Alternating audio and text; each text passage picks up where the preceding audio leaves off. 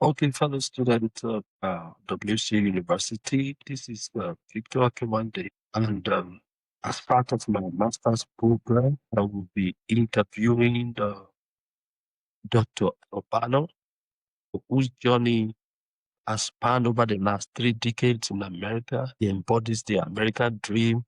Journey has spanned into law, accounting, taxation, and successful entrepreneurial venture across multiple continents. As CEO of Banor Associates and publisher of the Change Agent book, he continues to inspire so many people on transformation and global leadership. Dr. Elvis Obanor, you are very much welcome. Yeah, thank you, Dr. King, for having me. I'm happy to be here with you in this live podcast. Okay. Now, I have a couple of questions for you because this is an entrepreneurial class, and one of the things that every student, we want to inspire people, inspire ourselves, learn from one another. How did your journey from Nigeria to United States as a young immigrant shape your belief in the American dream? Okay. Well, thank you for that question, Dr. King. I must say this. My journey to the US was the most uncertain voyage, to say the least. It was a collision of courage, uncertainty, and possibilities. So this mixture, this reality was the engine that keeps me going. The courage that I'm going to a distant land with nothing, just a portfolio, a portfolio and my passport.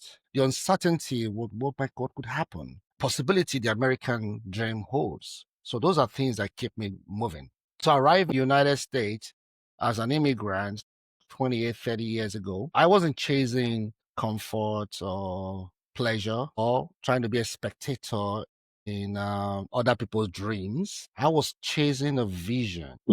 The American dream wasn't a myth to me at all. Whenever I go to the library and study, I read about this American dream. So it was a summon to something great and impactful that will span generations. So you will generally say that education has played a major role in shaping your dream of the future, right? Absolutely.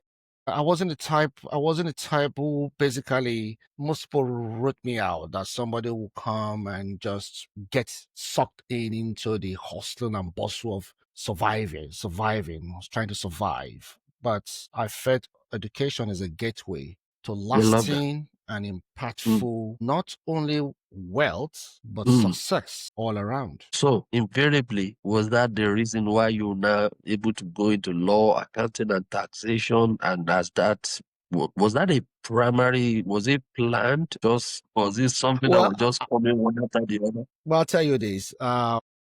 Counting was incidental. It was something that just accidentally get into. It wasn't something my main intention at the point. I always just want to be an advocate. That was always my goal and dreams in life.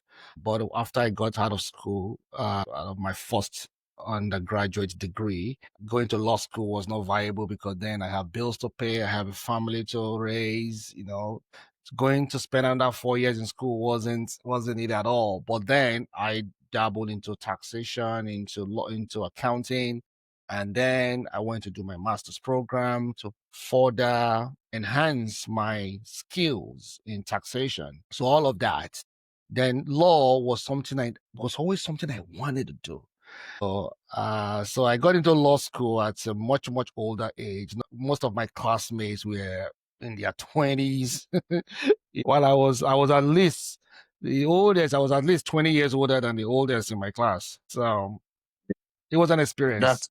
That's what they call the tenacity of human spirit, right? Like Absolutely. whatever the mind can Yeah. conceive Yeah. and believe, the hand Yes. can conceive. Yeah. Will you say Taxation. all of this? Yes. Taxation and law kind of it gives me an holistic thinking into how entrepreneurship works. Okay, because that's the kind of Yes. question I would love to. Yes, go ahead. Yeah. Yes. Yes. So it shapes your entrepreneurial belief, right? Yes. How? And how? Because I don't really think as an entrepreneur I want to go into law and taxation, but let me know the background. How has that affected you? Okay. put it this way. Taxation revealed the architecture of strategy for me. Oh, Yes. Law ground me. okay. So I wasn't there to chase profit at all. At all. Profit wasn't my motivating factor. Otherwise, in accounting, I was making enough. I didn't need to go do a law, but I need some grounding where I can have some sustainable impacts. Okay. So to balance law and accounting helps shapes my view in business. Wow. So this was a grounding for me. Mm. The way you are talking about all of those things, everybody would have loved to go into it, but I know that if we look deeper, there would have been challenges that you overcome. Tell us the kind of challenges you overcome while you're trying to juggle this and how you overcome. Well, now let me put it this way. Letting go of illusion is a scarcity. I'll put it that way. As an employee with a company, your word is structured for you, right? Yeah. It's what your boss tells you, what your direct supervisor tells you, right? Yeah. But as an entrepreneur, it is the structure that you build. Yeah. You build the structure. Yeah. And it's yours to own. Even when it collapses, it is yours to own it, right? So I overcame that by creating some kind of a microsystems of discipline. Let me put it that way. A strategic planning, every Sunday, financial reviews, every month, mentorship, checking quarterly. Those structure I built myself. They made me who I am. I love So those challenges come. And because it's a structure that I build, I take the good, I take the bad, I take the not so pleasant day, and I just keep moving because it is my structure and I own it. Yes. And that has contributed to the whatever it is that is the beauty we are seeing today that is called Banor Associates. So tell me about Banor Associates and tell me now you are combining multi-level stuff because already you are into business, you're practicing. Tell us a combination of that, how it has shaped the holistic entrepreneurial stuff that you have put together. Yes. Okay, let me understand the question. You're asking about Banor Associates? Banor Associate now is a big umbrella for all of these things, and it has diversified into different businesses. So tell us about the entrepreneurial accomplishments that has come together under Banor Associates. Well, yeah, Banor Associates started as just a small accounting firm, like every other business. You start from a very low. I started my business from my home, believe it. Okay. Yeah. So it's just my advice to people: don't ever feel is starting a business from your basement is a bad idea. Never a bad idea. Yeah. Every great business have a foundation. Yes. Yeah. Most great businesses in America, you can trace them. Most even $1 trillion businesses, even people who are so yeah. Yes. I quite agree. Yes. Yeah. So Banor Associates was built and has been built with a foundation of integrity. Right. A foundation of integrity. Compassion. Why is integrity sacrosanct? Well, integrity will take you far. Okay. Integrity will take you far. If people can count on you, if people can trust you, if people know that your yea is yea and your nay is nay, and you will not manipulate figures, you will call balls and strikes as it is, and you play by the rule. People will, no matter, they might go and say, oh, that guy is too expensive. Oh my God. But they will always come. I love that. Because they know they can sleep well at night. Sometimes you pay for what you get. Yeah. I love that. Time, without integrity, Banor Associates begin to grow, right? We have to deal with, obviously, we have locations not only within the United States, but across the border, a different location. So when you start juggling this multi-dynamic situation with cross-border operations and client expectations, it is easy to cut corners. It is easy to compromise. But because Banor Associates has been built on a firm foundation, on the premise that ethical clarity creates long-term value. I love that. Wow. That's Ethical clarity. Ethical clarity. yes, Because like a ripple effect, it creates long-term value. Wow. not the short term, Not short-term gain, not cutting corners, not trying to. not cutting corners. So clients trust us because we make the complex things simple, and the ethical profitability that we get, because over time we became profitable because of the value we place in ethics. Okay. Now, because I have so many questions I I want know. to ask you, and I want to make sure I maximize it. Now, you've been talking about there are two, at least now you are living in the United States and you have diversified internationally. So tell us, uh, what are the businesses you are doing in United States? And is it the same thing you are doing internationally?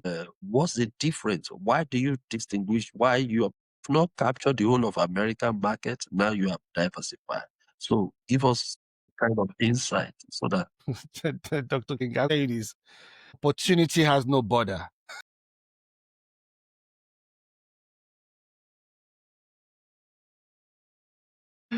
And so, yeah, has no border.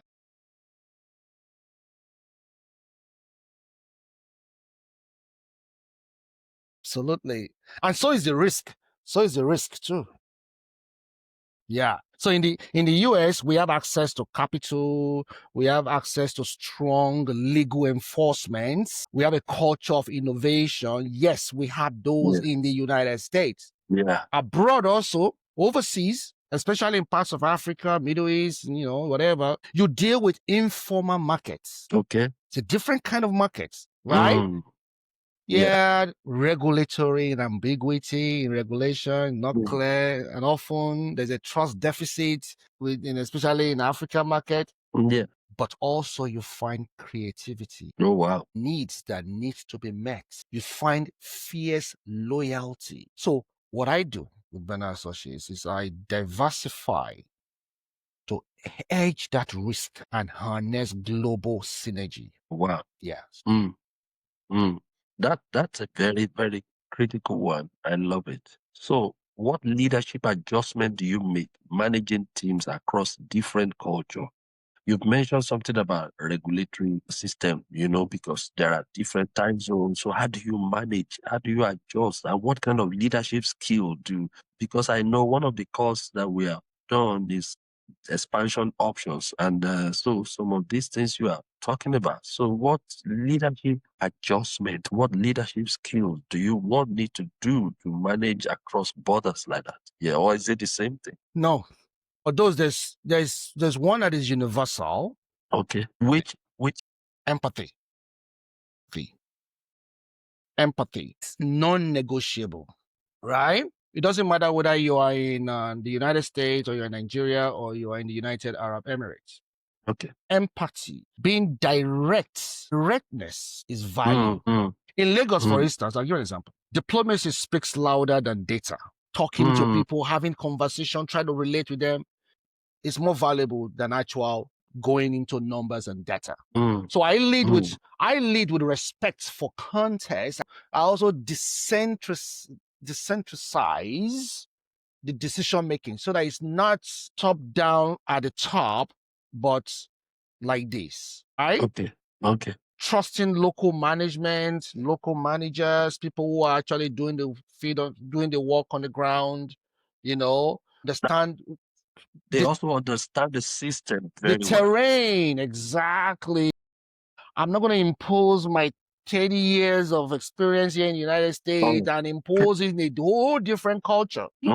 So you use those who understand the terrain and let them manage, Yeah. So this is what I do. And leadership abroad means that you don't impose on people, but you Okay, that's a good one. For many of us who are students and who are also having 9 to 5, which the terrain you have passed through said also, I want you to share wisdom. What is the wisdom for maintaining work-life balance, 9 to 5, being a student, and also being an entrepreneur, keeping family, and doing a number of things. What are the kind of wisdom that people need to do to be able to manage such kind of terrain? Because we only have 24 hours. How do we divide it? How do we get it right? We have to learn from someone who have done it very well. So share this with Yes, us. very, very good question, Dr. King. Yeah. One thing that students, entrepreneurial students must learn is they must treat their time like an investment. Say that again. Oh, Treat wow. your time like you are investing. So like the currency we spend on earth right now is the time, right? Wow. An Amazing. investment, like your equity. Wow. Don't just spend it. Mm. You don't Invest it. invest and just spend it away. No, you are investing for future, for long term. I love that. I love that. One segment this week, put it into 3 zones: income, innovation, Mm. intimacy, Mm. These are 3 segments of your life and they all consume time, right? Mm. Whatever you can automate, automate. Whatever you can Okay. outsource, outsource. Yeah. Mm. And at the same Mm. time, remain present where it matters. Mm. So create a balance. Yeah. It's not just about giving equal time, it's about aligning value to what's important. Mm. Is this valuable? Is this more important? Give it more time. Look at those things that are important. Attach value to them, give time to it. And doing that, you'll find out that you manage your 9 to 5 very well. And it gives you what we call return on investment, ROTO. I love it. Yes. Mm. Mm. Mm. Okay. ROT, return on Beautiful. investment. Beautiful. ROI, return on investment. Yes. Okay. That's sweet. So what strategic lessons now? Because at what point did you decided to go international or go global? And what lesson? You mentioned that opportunity has no borderline, no barrier to opportunity. So for a young entrepreneur, at what point in time should one think about such, or is not something that people should think about at all? Maybe they should wait for some time. So at what time should one take such kind of leap if one sees the opportunity? Okay. Thank you. Don't ask, where can I sell? Mhm. Ask, what can I solve? Say that again. Don't ask, where can I sell? Ask, Don't ask, where can I sell? Ask, Okay. where can I solve? Or what problem can I solve? Where Or can I solve that problem? where can I solve that You're talking problem? about diversifying globally, So right? that Yeah. that That throws you all over the defines world. whether. Oh, okay. All Yeah. right. Then maybe you now need to learn some things like you mentioned about the problem you are trying to solve, and the local something you are talking about the local people and all of that. Then the learning comes into it. So okay, It's a response to a global pain. If you look response. if you look at the world, Yeah. its regions have their own challenges. Okay, that's true. If you want to be a global strategic entrepreneur, you have to look beyond your locale and say, what pain are they feeling in the Philippines that I can solve? What pain are they feeling in Doha that In I can Qatar. bring solution to? So my success is not finding underserved population from immigrant tax service, which I'm doing right now, to diaspora advisory, which I do, and then building models tailored around them. This is where my success is rooted in. Looking for areas where there are underserved migrants. Remember, immigration is everywhere. Yeah. There's always migration going all over the world. Just as people are migrating to the US is migrating. So some part of the US are migrating to another country. Yeah. And the problem is not unique to the United States. You can find the same problem in Cairo. Yeah. In Africa. In Nairobi. So finding the underserved in those populations, it may be the locals over there. So you got to think globally outside of New Jersey, Where outside you of are New right York, now. outside of the United States. Quickly tap into some of the other questions. Now, you have also ventured into publishing recently, I guess. Now, and you are the publisher of the Change Agent book that is going to change a national narrative. What actually got you into such kind of venture? Anyway, thank you for that question. It's amazing. I'm talking to the person who actually wrote the Change Agent book. Well, you are the publisher. But yeah, I must say something, Dr. K.